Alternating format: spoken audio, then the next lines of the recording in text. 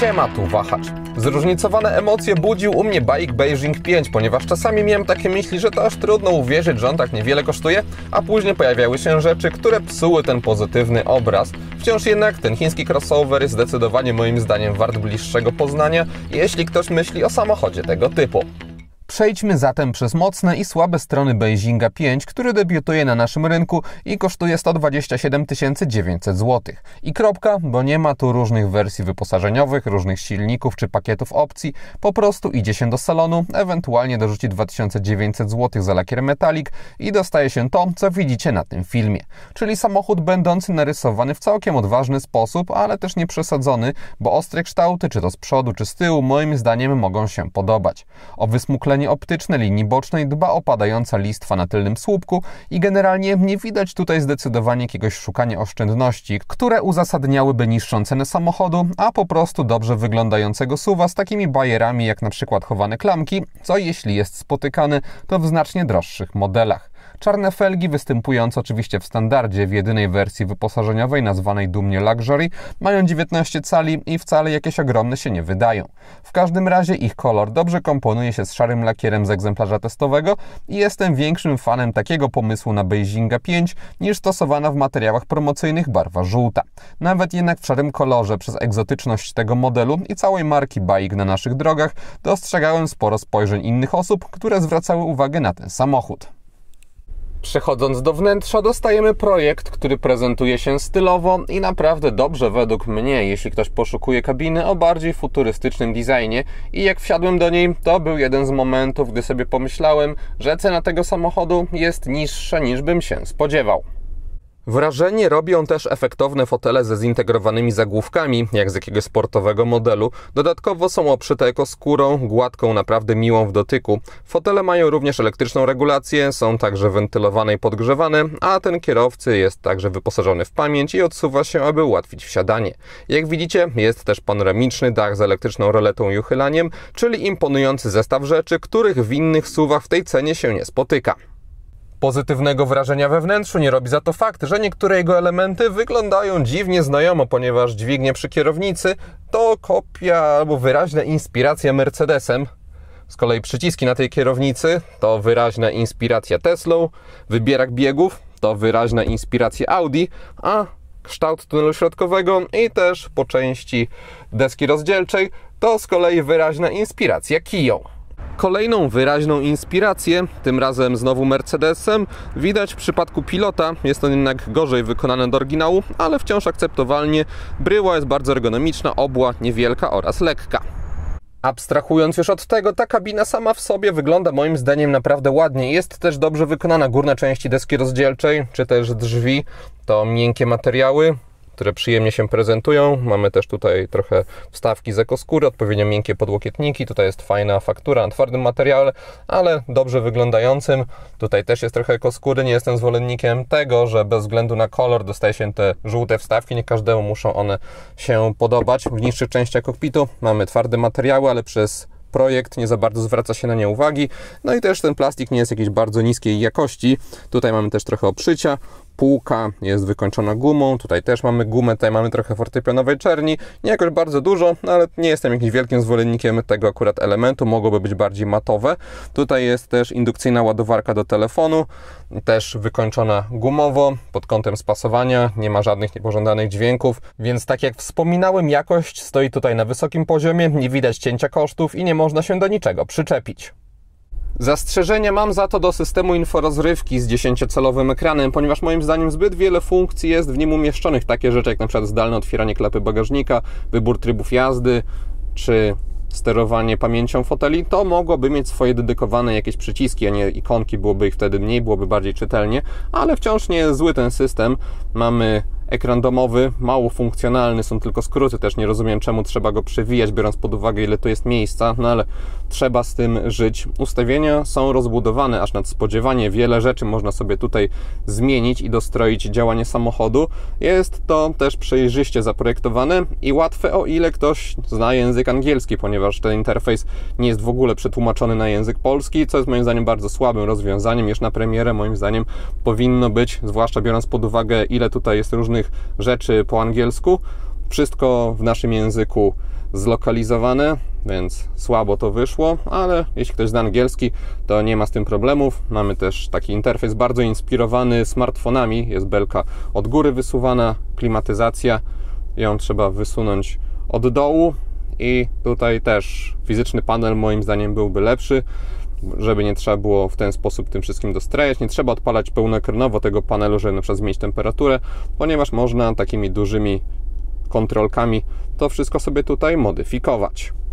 Co może dziwić przy ogólnym, bogatym wyposażeniu w innych obszarach testowanego BAIC-a, to brak fabrycznej nawigacji. Aby ten problem rozwiązać, trzeba zainstalować aplikację Carbit Link, ponieważ nie jest obsługiwany Android Auto ani Apple CarPlay i po jej instalacji jest możliwość klonowania ekranu smartfona na wyświetlaczu samochodu, co jest problematyczne, ponieważ ten ekran musi być cały czas odpalony. Gdy się wyłączy smartfon, wygasi, to tutaj też robi się czarno, no i też on musi mieć orientację cały czas poziomą, co jest zdecydowanie mniej wygodnym rozwiązaniem niż jakieś fabryczne, wbudowane mapy, czy Android Auto i Apple CarPlay, i brak właśnie takich wygodnych map nawigacji by mi tutaj przeszkadzał.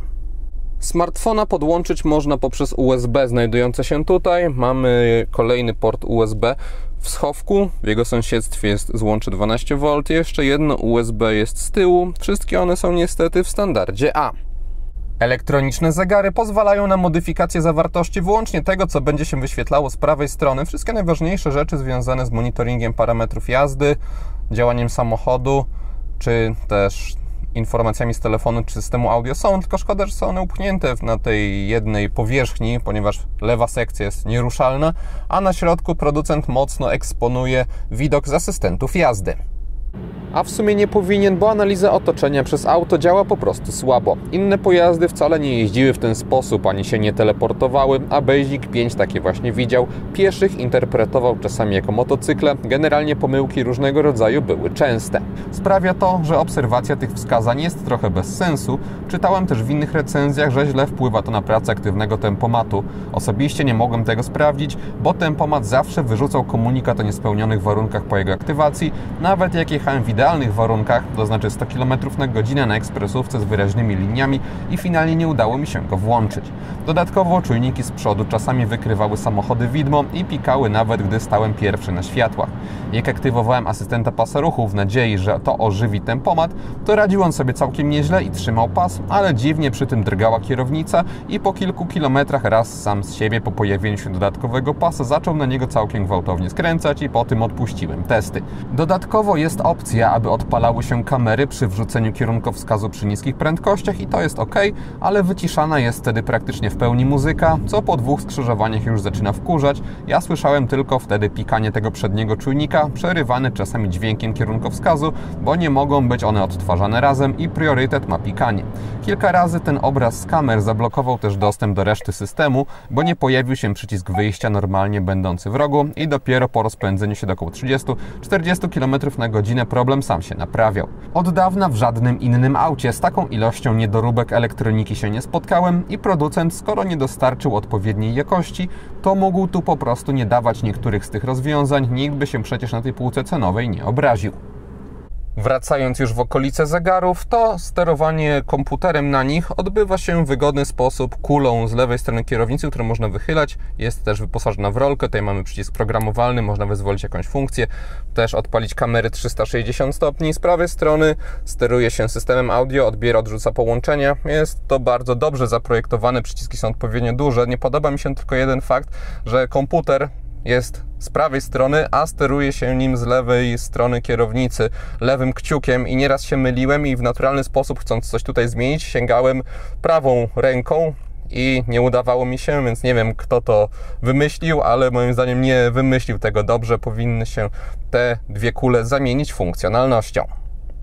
Cennik samochodu, tak jak wspominałem, jest wyjątkowo prosty i za około 128 000 złotych dostaje się bardzo dobre wyposażenie, ale też niepełne i z braków poza nawigacją wymieniłbym też nieobecność samościemniającego się lusterka wewnętrznego, co jest w sumie dziwne, bo bardziej spodziewałbym się właśnie tych elementów na pokładzie zamiast na przykład tak wypasionych foteli.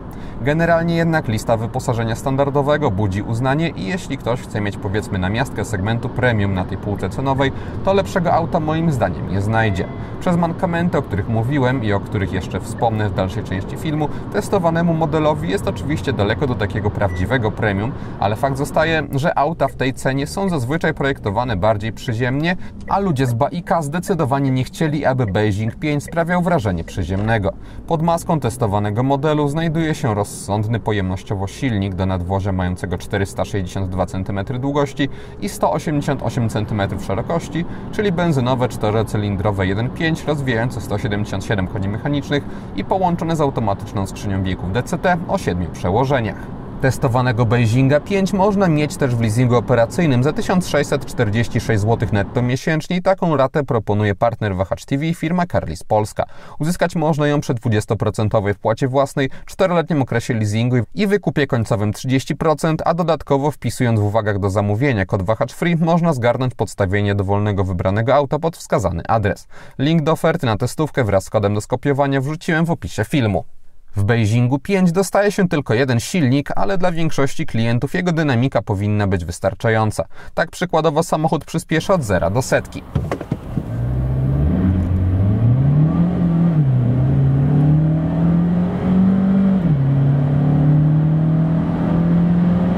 A tak od 90 do 140 km na godzinę.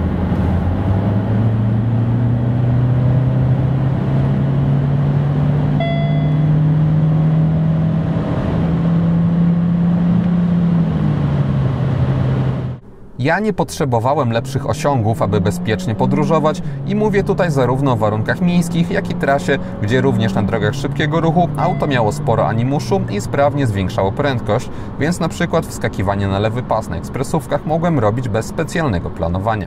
Oczywiście wciąż trzeba brać poprawkę, że nie mówię tu o sportowych osiągach, ale do rodzinnego, średniej wielkości SUV-a moim zdaniem nic więcej nie trzeba.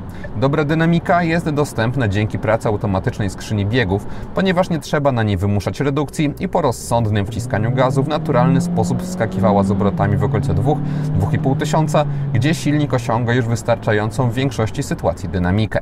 Dodatkowo praca przekładni jest całkiem szybka i przewidywalna, zatem podczas wyprzedzania czy innych manewrów mogłem jej bez problemów zaufać. Skrzynia też nie szarpie podczas zmiany przełożeń, gdy jedzie się w normalnym tempie i to powoduje, że całościowo moja ocena jej jest bardzo pozytywna. Silnik podczas konkretniejszego przyspieszania wypada trzymać powyżej 2000 obrotów, ale jego elastyczność pozwala też w wielu przypadkach przyspieszyć z niższych partii, bo od około 1700 robi się już ok. Na jeszcze niższych obrotach silnik jest osowiały, ale nie przekłada się to na jakieś niezdrowe brzmienie, bo nawet przyspieszając od około 1400 obrotów nie słyszałem nieprzyjemnego dźwięku oraz wibracji. Na wysokich obrotach benzyna 1.5 wydaje odgłosy standardowe jak na 4-cylindrowca tego typu, czyli nie mające żadnego bardziej rasowego charakteru, ale też wygładzone i nie zwracające uwagi. Jeśli chodzi o spalanie, to w Beigingu 5 mam pewien problem, ponieważ nie wiem, czy można wierzyć jego komputerowi. Dla przykładu, gdy sprawdzałem spalanie na ekspresówce, to przez kilkanaście kilometrów po resecie jechałem z prędkością z grubsza 120 km na godzinę i komputer pokazywał 7 litrów i jak się później okazało, bez względu na warunki, startuje on od tej wartości po wyzerowaniu wskazań. Później, testując asystenta pasa ruchu, ustawiłem się za tirem, nie resetując komputera i przez kolejne kilka kilometrów jechałem wolniej, co spowodowało, że spalanie nie zmalało, a wzrosło do ponad 7,5 litra, co przeczy logice. W każdym razie bardziej długodystansowe pomiary zdają się oferować bardziej adekwatne też wyniki i w mieście trzeba liczyć się ze spalaniem w okolicach 9–10 litrów, a około 8–8,5 litra wyniósł mi średni rezultat z 350-kilometrowej trasy przebiegającej w większości po zwykłych drogach, a częściowo na ekspresówkach, zatem benzyna 1.5 w testowanym modelu do oszczędnych nie należy, ale też bierzcie moje wartości bardziej orientacyjnie, bo w kilka dni sprawdzając auto w różnych warunkach przy tak specyficznym komputerze, trudno jest to coś bardzo dokładnego. Podczas pozamiejskich przejażdżek ujawnił się całkiem przyjemny układ kierowniczy, w jaki wyposażony został BAIK Beijing 5. Ma on możliwość zmiany siły wspomagania, ale niestety po pierwsze jest to niepotrzebnie zakopane w menu względem dostępnego łatwiej wyboru trybów jazdy, a niestety samochód zawsze startuje od normala. a po drugie zmiana wspomagania nie działała mi, gdy jechałem z prędkościami większymi niż 17 km na godzinę i dopiero zwalniając przełącznik zostawał na wybranym ustawieniu, a nie wracał do poprzedniego. Nie widzę, jak takie ograniczenie mogłoby wpłynąć na przykład na poprawę bezpieczeństwa, więc zakładam, że jest to kolejny błąd w oprogramowaniu. Wracając do samego układu kierowniczego, to jest on całkiem bezpośredni, oczywiście jak na standardy i tak wygładzonych w tej kwestii SUV-ów. Przy tej bezpośredniości tryb normalny poza miastem zapewnia moim zdaniem trochę zbyt mały opór i przyjemniej podróżowało mi się na sporcie, bo wtedy pewność prowadzenia było ok, a auto w takim neutralnym stylu nie zawodziło na zakrętach. Zawieszenie w Beigingu 5 jest dosyć sprężyste i znowu warto tutaj dodać jak na SUV-a, czyli specjalnie twarde i tak nie jest. Po prostu nie jest to jeden z tych modeli, które, jak to się mówi, płyną po drodze. Mniejsze nierówności samochód neutralizował skutecznie i całkiem cicho, na większych całe nadwozie trochę bardziej reagowało, ale dla mnie komfort jest ok. Tym bardziej, że fotele Beijing 5 ma naprawdę udane, z niezłym wyprofilowaniem i rozsądnie miękkie. Lusterka boczne Beijing 5 ma duże, frontowa szyba też jest odpowiednich rozmiarów, mamy tutaj niezbyt długie podszybie, a także dobrze widoczną maskę z perspektywy kierowcy, która jednak przez swoje takie napompowanie sprawiała, że bardziej niż standardowo w samochodzie tych rozmiarów musiałem się pilnować podczas wjeżdżania gdzieś przodem, widoczność na boki jest dobra. Z tyłu poprzekątnej mamy masywny słupek i też sporo pola widzenia zajmują zintegrowane zagłówki i to jest największy problem, gdy się spogląda do tyłu, ponieważ poza tym szyba jest umiarkowanie wysoko poprowadzona, też nie za mała. Kamery 360 stopni w testowanym modelu oferują jakość kiepską, łamaną na przeciętną, ale wciąż w pełni używalną i też w niejednym droższym modelu wcale nie można liczyć na lepszą na przykład rozdzielczość, a jeśli chodzi o funkcjonalność, to Beijing 5 nie ma się czego wstydzić, ponieważ jest możliwość nie tylko takiego standardowego widoku, ale przełączania się pomiędzy widokiem z różnych nadkoli, a także jest możliwość odpalenia sobie widoku 3D i wtedy wzorem na przykład Range Roverów oprogramowanie wycina niejako karoserię samochodu, jest ona przezroczysta i działa to naprawdę ok przez kiepską jakość kamer.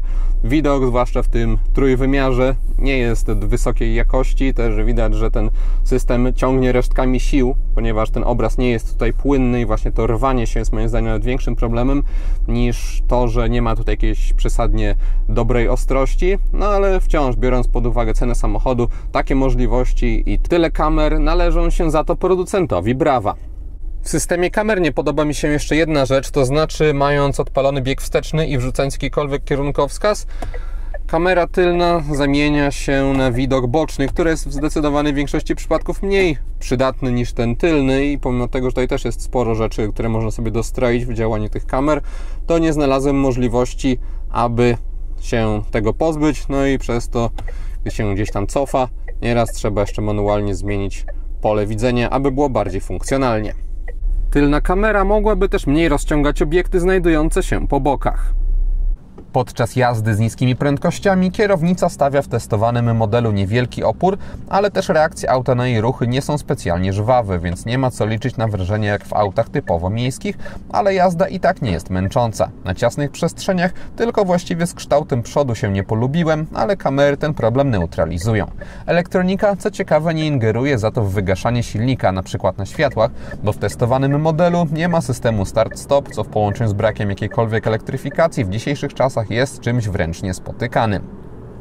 LEDowe paski na drzwiach Beiginga 5 dobrze komponują się z fakturą materiału znajdującego się w sąsiedztwie. Kolejne LEDowe paski mamy na desce rozdzielczej. Jest też podświetlony tunel środkowy w sposób bardziej rozproszony i zawsze na biało. Dekoracyjne te elementy górne mogą mieć już jednak różne kolory i świecić albo w sposób standardowy, albo można różne programy sobie tutaj wybierać. I na przykład teraz odpaliłem oddychanie i symulując oddychanie właśnie człowieka, te sekcje się wygaszają, a później zapalają. Ciekawa rzecz, pasująca do takiego bajeranckiego charakteru, jaki miał według producenta zapewne mieć ten samochód. Instrumenty pokładowe podświetlone są już na neutralny kolor biały. Dzięki temu, że są wszystkie podświetlone, to użyteczność jest ok, a dzięki tym dodatkowym dekoracyjnym elementom nie jest tutaj zbyt ponuro, pomimo tego, że w okolicach konsoli centralnej tunelu środkowego wielu przycisków nie ma. Stylowo prezentują się też światełka na podsufitce. Przednie światła testowanego modelu są rozdzielone. Na dole mamy te główne, a nad nimi znajdują się segmenty do jazdy dziennej zintegrowane z dynamicznymi kierunkowskazami. Podoba mi się wzorek, który się na nich znalazł. Wszędzie z przodu są LEDy, znaleźć je można też w kierunkowskazach w bocznych lusterkach. Tył testowanego modelu pod kątem oświetlenia jest moim zdaniem najciekawszy, z efektowną listwą, znowu z ciekawie ułożonymi segmentami. W tej części nadwozia również całe oświetlenie oparte jest o diody i mamy dynamiczne kierunkowskazy. Naprawdę dobrze i nowocześnie się to prezentuje, segment premium by się nie powstydził. Niczego sobie jest też pokaz świetlny towarzyszący odblokowywaniu centralnego zamka. Gaszeniu zresztą też. Testowany BAIC ma, jak to producent nazywa w materiałach promocyjnych, zaawansowane światła LED, zarówno te główne, jak i do jazdy dziennej. Nie rozwija, co to oznacza i ja jakichś funkcji adaptacyjnych w nich nie dostrzegłem, ale widziałem za to za późno nieraz wykrywający inne pojazdy tryb automatycznego wyłączania drogowych. Poza tym jednak dostajemy solidne rozwiązanie oparte o soczewki, co przekłada się na dobrą precyzję poziomu świecenia. Moc jest też odpowiednio duża. Z tyłu, gdy ustawiam przedni fotel pod siebie i siadam za sobą, to na nogi mam taki duży zapas wolnej przestrzeni. Nad głową też jest ok, ponieważ w naturalnym ułożeniu ląduje ona tutaj, na krańcu panoramicznego dachu, ale i tak od podsufitki dzieli mnie jeszcze taki margines. Tunel środkowy w testowanym modelu zupełnie nie istnieje. Tylna kanapa prezentuje się tak, wyposażona została w rozkładany podłokietnik. Bagażnik testowanego modelu ma 350 litrów pojemności, cechuje się dosyć wysokim progiem załadunkowym, dużych rozmiarów otworem, chociaż nie jakimś bardzo szerokim, a także regularnymi kształtami. Po bokach w kufrze dostaje się kieszenie w nadkolach, a także haczyki. Z lewej strony dodatkowo dochodzi złącze 12V. Pod podłogą mamy jeszcze płytkie schowki. Po złożeniu oparć w drugim rzędzie dostaje się płaską podłogę.